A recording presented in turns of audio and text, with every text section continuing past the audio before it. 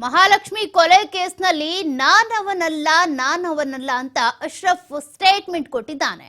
ತನಿಖೆ ವೇಳೆ ಕುಟುಂಬಸ್ಥರ ಅನುಮಾನಕ್ಕೆ ಗುರಿಯಾಗಿದ್ದಂತ ಅಶ್ರಫ್ ಅನ್ನ ಪೊಲೀಸರು ಕರೆದು ವಿಚಾರಣೆ ಮಾಡಿದ್ದಾರೆ. ಈ ಸಂದರ್ಭದಲ್ಲಿ ಆತ ಈ ಕೊಲೆಗೂ ನನಗೂ ಸಂಬಂಧ ಇಲ್ಲ, ನಾನವನಲ್ಲ ಅಂತ ಹೇಳಿದ್ದಾನೆ. ಕಟಿಂಗ್ ಶಾಪ್ ನಲ್ಲಿ ಕೆಲಸ ಮಾಡ್ತಿದ್ದ ಅಶ್ರಫ್ನನ್ನ ಪೊಲೀಸರು ಕರೆದು ವಿಚಾರಣೆ ಮಾಡಿದ್ದಾರೆ.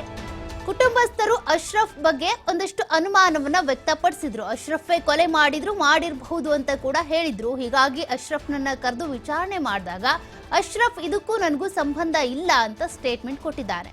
ವಿಚಾರಣೆ ಮಾಡುವಂತ ಸಂದರ್ಭದಲ್ಲಿ ಮಹಿಳೆ ಜೊತೆಗೆ ಸಂಬಂಧ ಇದ್ದಿದ್ದು ನಿಜ ಅಂತ ಒಪ್ಕೊಂಡಿದ್ದಾನೆ ಅಶ್ರಫ್. ಆದ್ರೆ ಕೊಲೆ ಮಾಡಿದ್ದು ನಾನಲ್ಲ, ನನಗೂ ಈ ಕೊಲೆಗೂ ಸಂಬಂಧ ಇಲ್ಲ ಅಂತ ಹೇಳಿದ್ದಾರೆ.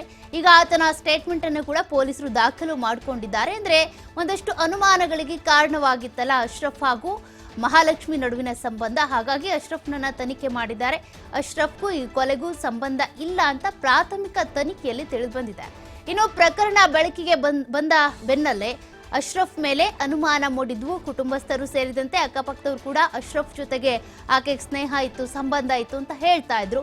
ಹೀಗಾಗಿ ಆತನನ್ನ ಕರೆದು ತನಿಖೆಯನ್ನ ಮಾಡಿರುವಂಥದ್ದು. ಇನ್ನು ಮಹಿಳೆ ಗುರುತು ಪತ್ತೆ ಹಚ್ಚಿದ ಬೆನ್ನಲ್ಲೇ ಮೊದಲು ಇದೇ ಅಶ್ರಫ್ ಆಗಿದ್ದು. ಅಂದ್ರೆ ಮಹಿಳೆಯ ದೇಹವನ್ನ ಗುರುತು ಹಚ್ಚಿದ ಬರುವಾಗಿ ಕೊಲೆ ಆಗಿರುವಂತಹ ವ್ಯಕ್ತಿ ಯಾರು ಅಂತ ನೋಡಿದಂತ ಸಂದರ್ಭದಲ್ಲಿ ಈಕೆನೆ ಅಂತ ಆತ ಕೂಡ ಹೇಳಿದ್ದಕ್ಕೆ, ಐಡೆಂಟಿಫೈ ಮಾಡಿದ್ದಕ್ಕೆ ಈತನೇ ಕೊಲೆಗಾರ ಅನ್ನೋ ರೀತಿಯಾಗಿ ಆತನ ಬಗ್ಗೆ ಒಂದಷ್ಟು ಅನುಮಾನಗಳು ವ್ಯಕ್ತ ಆಗ್ತಾ ಇತ್ತು. ಸಸ್ಪೆಕ್ಟ್ ಅಂತ ಈತನನ್ನ ಹೇಳಲಾಗ್ತಾ ಇತ್ತು, ಈತನೇ ಸಸ್ಪೆಕ್ಟ್ ಅಂತ. ಹಾಗಾಗಿ ಈತನನ್ನ ಕರೆಸಿ ಈಗ ವಿಚಾರಣೆ ಮಾಡಿದ್ದಾರೆ. ಈತ ಸ್ಟೇಟ್ಮೆಂಟ್ ಕೂಡ ಕೊಟ್ಟಿದ್ದಾನೆ, ನನಗೂ ಈ ಕೊಲೆಗೂ ಸಂಬಂಧ ಇಲ್ಲ, ಆಕೆಗೂ ನನಗೂ ಸಂಬಂಧ ಇತ್ತು, ಆದ್ರೆ ಈಗ ಕೊಲೆ ಮಾಡಿರೋದು ನಾನಲ್ಲ ಅಂತ ಕೂಡಲೇ ಪೊಲೀಸರು ವಿಚಾರಣೆ ನಡೆಸಿದ ಬಳಿಕ ಈ ಮಾಹಿತಿ ಗೊತ್ತಾಗಿದೆ. ಇನ್ನು ಕುಟುಂಬಸ್ಥರು ಆರೋಪ ಮಾಡಿದ್ರು, ಜೊತೆಗೆ ಈತನಿಗೂ ಆಕೆಗೂ ಸಂಬಂಧ ಇತ್ತು ಅನ್ನುವಂತ ಆಧಾರದ ಮೇಲೆ ಆತನನ್ನ ಕರೆಸಿ ವಿಚಾರಣೆ ಮಾಡಲಾಗಿತ್ತು. ಜೊತೆಗೆ ಕಾಂಟ್ಯಾಕ್ಟ್ ಪರಿಶೀಲನೆ ಕೂಡ ಮಾಡಿದ್ರು.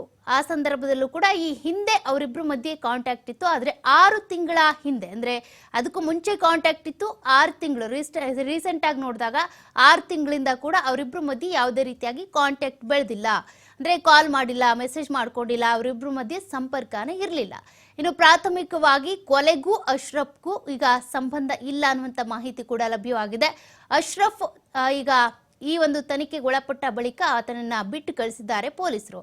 ಹಾಗಾದ್ರೆ ಅಶ್ರಫ್ ಏನ್ ಹೇಳ್ದ ಅದನ್ನ ಕೂಡ ನೋಡೋದಾದ್ರೆ, ಮಹಿಳೆ ಜೊತೆ ಸಂಪರ್ಕ ಇದ್ದಿದ್ ನಿಜ, ಆದ್ರೆ ನಾನ್ ಕೊಲೆ ಮಾಡಿಲ್ಲ ಅಂತ ಹೇಳಿದ್ದಾರೆ.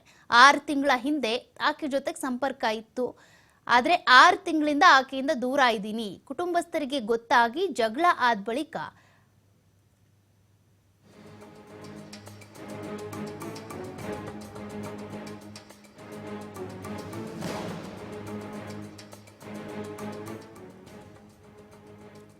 ಅಶ್ರಫ್ನ ಸ್ಟೇಟ್ಮೆಂಟ್ ನೀವು ನೋಡ್ತಾ ಇದ್ದೀರಾ. ಅಂದ್ರೆ ಮಹಿಳೆ ಜೊತೆಗೆ ಸಂಪರ್ಕ ಇದ್ದಿದ್ ನಿಜ, ಕಾಂಟ್ಯಾಕ್ಟ್ ಅಲ್ಲಿ ಇದ್ವಿ, ಜೊತೆಗೆ ಸಂಬಂಧ ಕೂಡ ಇತ್ತು. ಆದ್ರೆ ಈಗ 6 ತಿಂಗಳ ಹಿಂದಿನಿಂದ ನಾವಿಬ್ರು ಕೂಡ ಕಾಂಟ್ಯಾಕ್ಟ್ ನಲ್ಲಿ ಇಲ್ಲ. ಮಹಿಳೆ ಜೊತೆಗೆ ಸಂಪರ್ಕ ಇದೆ ಅಂದ ಮಾತ್ರಕ್ಕೆ ನಾನೇ ಕೊಲೆಗಾರ ಅಲ್ಲ, ನನಗೂ ಈ ಕೊಲೆಗೂ ಸಂಬಂಧ ಇಲ್ಲ ಅಂತ ಅಶ್ರಫ್ ಹೇಳಿದ್ದಾನೆ.